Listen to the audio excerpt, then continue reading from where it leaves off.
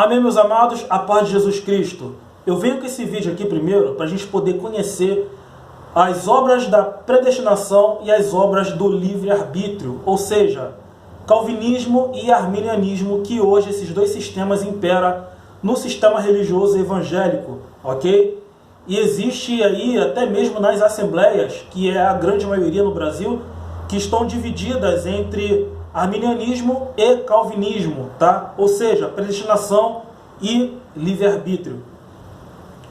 E esses dois sistemas, eles imperam desde lá de 1500, né? Até mesmo na história do Brasil, com a invasão holandesa no Brasil, pelo Nordeste ali, os holandeses chegaram até Maranhão e praticavam o calvinismo, né? Tá na história do Brasil. E esses dois sistemas dividiram o cristianismo, né? Dividiu o cristianismo, dividiu os cristãos.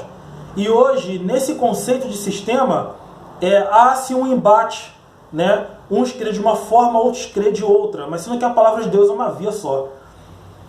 Mas infelizmente hoje existe, tá ok? E para nós, para nós entendermos, nós vamos ter vários vídeos, tá ok? Mas nesse vídeo aqui agora não vai precisar usar a Bíblia, só vou falar das 5 características da predestinação, ou seja, do calvinismo e do arminianismo, livre-arbítrio. Depois nós vamos usar as Bíblias, tá ok? E depois vamos chegar à conclusão. Vai ter até vídeo aí falando aí, dedicando especificamente a Judas, tá ok? Então, vamos à leitura aqui das 5 características, né? 5 características de cada um. Do calvinismo, que é a predestinação. Antes de começar aqui, para não ficar no ar, o calvinismo vem do nome Calvin, ou seja, John Calvin, teólogo John Calvin, tá ok? E o arminianismo vem do teólogo Jacobus Arminus, tá? O sobrenome Arminus veio aí o arminianismo, tá? Então vamos lá. A primeira característica que os calvinos, né, a predestinação, que eles defendem é a depravação total, ou seja, toda pessoa nasce com o pecado herdado de Adão e Eva, sendo as pessoas poluídas pelo pecado. Nesta condição de pecador, somente Deus pode salvá-lo. Eu acho que não precisa nem explicar aqui, né? Esse trecho aqui já se auto-explica. Já no arminianismo, defende o que é uma depravação parcial, apesar que eles também defendem a depravação total, tá ok? Eles defendem até um certo ponto, mas aí veio Jesus Cristo, e Jesus Cristo deu uma via de escape, né, para a pessoa escolher sair do pecado, ou seja, o salário do pecado é a morte. Aquele que morrer no pecado vai tomar o dano da morte, não vai ter vida, né? Que a vida é em Cristo Jesus. Então, por isso que eles colocaram depravação parcial e também a escolha do homem se vai continuar no pecado ou se vai querer Jesus Cristo, a qual eles defendem que todos podem obter a graça divina se quiserem e se tiverem fé em Cristo, tá ok? Então, aí daí já vem o livre-arbítrio, ou seja, Jesus veio, né, morreu por todos, essa pessoa tem a chance aí de enxergar a Jesus Cristo, enquanto na depravação total as pessoas estão no pecado e a pessoa só é livrada do pecado se ela for predestinada a sair do pecado pela salvação em Cristo Jesus, tá ok? O segundo no calvinismo, tem a eleição incondicional, ou seja, a salvação de Cristo não é feita em base no mérito. Ou seja, tem muita gente que faz a obra da pão, da cobertor, da isso, pensando que vai ser salvo fazendo isso. Isso que quer dizer, tá? Ou seja, nas obras, tá? Mas sim na decisão soberana e incondicional de Deus, pois Ele escolhe quem será salvo. Ou seja, se eu se Deus me escolhe para ser salvo, independente das minhas obras que eu faço ou não, serei salvo pela vontade de Deus, tá ok? Já no livre-arbítrio, que significa eleição condicional, significa que no arminianismo acredita-se que Deus elege somente aquele que crê em Cristo como seu Salvador. Ou seja, só será salvo aquele que crê em Cristo, tá ok? Ou seja, também pela fé, né? E pela obra, ou seja, a fé você tem que ter fé e também praticar a obra, e você perseverar e ser salvo, tá ok? Então, aqueles que crê será salvo, e também, né, praticando a obra segundo a vontade de Deus. No terceiro, no calvinismo, tem a terceira característica, que é a expiação limitada. Ou seja, a morte de Cristo não foi um ato de salvação de toda a humanidade, e sim apenas salvar os escolhidos, tá?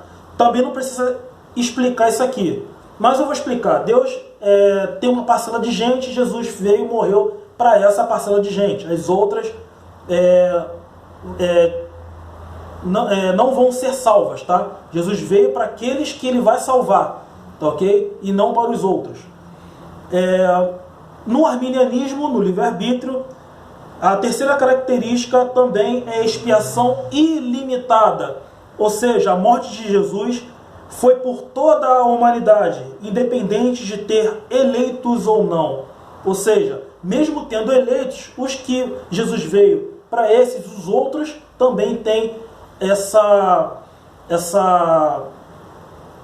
esse caminho de ser salvo, tá ok? A quarta característica do calvinismo é a graça irresistível, ou seja, a partir do momento em que a pessoa recebe o chamado de Deus, esse não poderá ser negado, pois a salvação do Espírito Santo é irresistível, supera toda e qualquer resistência. Ou seja, se Jesus me resgata, então eu não terei forças para dizer não quero. Então, ou seja, eu sou para aquilo ali, eu fui chamado, eu aceito, estou ali, e de maneira alguma vou sair de Cristo ou etc, tá ok? Já no arminianismo, que a quarta característica significa graça resistível, ou seja, é o chamado de Deus para a salvação para qualquer pessoa, mas existindo a não aceitação do chamado. Ou seja, existe aí a pregação, né? Até eu mesmo, eu saio para evangelizar e muitas pessoas não quero ouvir, não sei o que. Ou seja, até mesmo muitas pessoas falam, não, eu não estou preparado ainda, né? Então é praticamente isso, tá? A quinta característica do calvinismo é a perseverança dos santos, ou seja, a salvação é uma obra de Deus. Logo, não é algo que se perde. Uma vez concedida pela vontade de Deus, ela permanece até o fim. Ou seja, uma vez salvo, estou salvo, tá ok? Ou seja, eu me converti ao cristianismo, já estou salvo, tá ok? Não perco mais a salvação. Já me converti, desci as águas, não perco mais a salvação, então estou tranquilo, tá? A quinta característica do arminianismo, que é ao contrário, a salvação condicional, significa que o homem, mesmo depois de salvo, ou seja, mesmo depois de resgatado, pode desviar-se de Cristo, não perseverando na fé e tornar a pecar, tornar a vida de pecador, tá ok? E voltar debaixo da ira de Deus. Então, meus amados, confesso aos irmãos que é interessante a gente estudar isso aqui, tá ok? E eu estou muito ansioso para os outros vídeos. Já separei muitos versículos, são versículos intermináveis. E já de antemão, já digo aos irmãos que alguns versículos vai ser citado, não todos, tá ok? mas vou colocar os versículos mais evidentes, os mais claros, os mais polêmicos, ok? Para que a gente possa estudar acima daquilo, tá? Então, esse vídeo aqui foi só para iniciar, tá ok? O próximo vídeo nós vamos falar sobre a predestinação, o outro vídeo somente sobre livre-arbítrio, depois vamos falar de Judas, depois vamos falar de outras coisas, aí sim a conclusão. Amém, meus amados? Eu espero que os irmãos tenham entendido, e se não entenderam, negativem o vídeo, comentem embaixo. Amém, meus amados? Fiquem na paz de Jesus Cristo. Deus abençoe a todos em nome de Jesus Cristo. Amém.